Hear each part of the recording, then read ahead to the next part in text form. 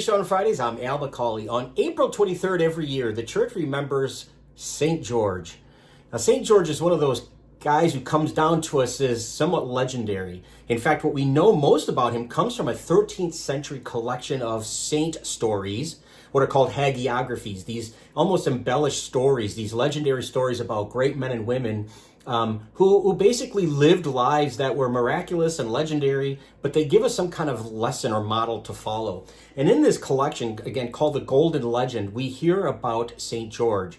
Just as an aside, St. George is also what we call one of the 14 Holy Helpers. This is a group of 14 men and women, saints, that were just revered in the Middle Ages. And I've done many episodes about several of these, but I'm assuming at the end of sometime when we finish Fish on Fridays, I'll have covered all 14. But, you know, the likes of St. Blaise and St. Catherine of Alexandria are two of the people that we've talked about, St. Denis. And St. George is one of those. And part of the reason we believe the story is legendary is because of the story that's best known about him. And that is that there was a small village in present-day Libya that was being menaced by a dragon. And this dragon demanded that it be paid tribute in trinkets and things of that nature. When that wasn't enough, they had to feed them sheep. And then the villagers ran out of sheep. And then by lots, they decided maybe we have to give them a human sacrifice to this dragon. And so by lots, it would fall to whoever was supposed to be devoured that particular day. And when the lot fell by random choice to the princess of this village, apparently that's when George intervened, and he took on the dragon, and he very famously slayed the dragon. And this has been chronicled in pieces of art throughout history. This is it's been very well known. In fact, if you ask most people who know St. George, they're going to say, yeah, isn't he the guy who slayed the dragon? So the idea about this story is somewhat legendary because, you know, we don't typically believe that dragons exist. So, you know, can we take some lessons from this? Absolutely. We can take the example of courage to face our own dragons, our own fears. The dragon may be metaphorical. What are the things in my life, the demons, the dragons that are haunting me, that I have to face down?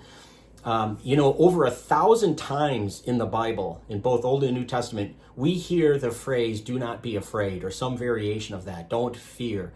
And, you know, I think we should take that to heart. When we think about someone like St. George, here is somebody who faced his dragons.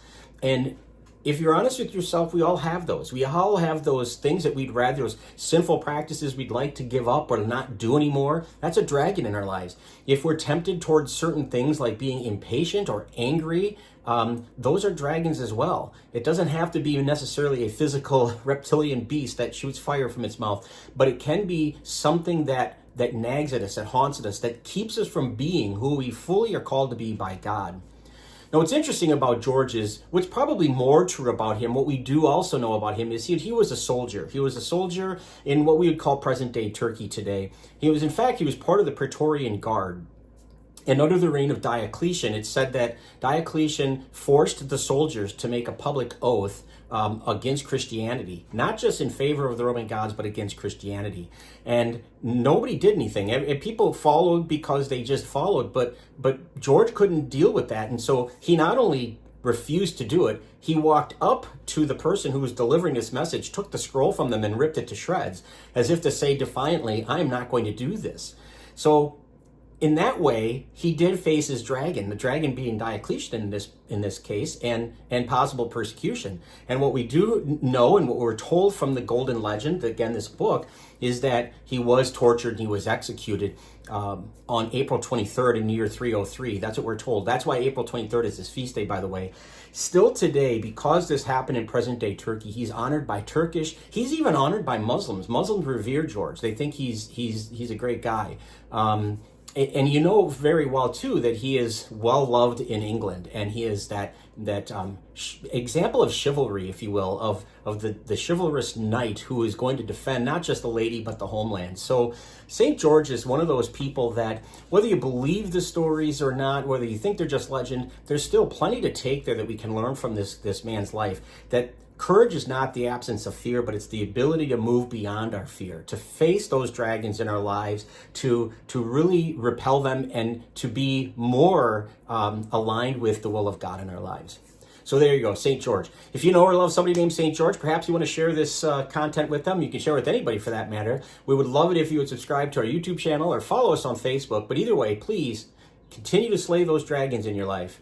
Please be good to each other, and God bless.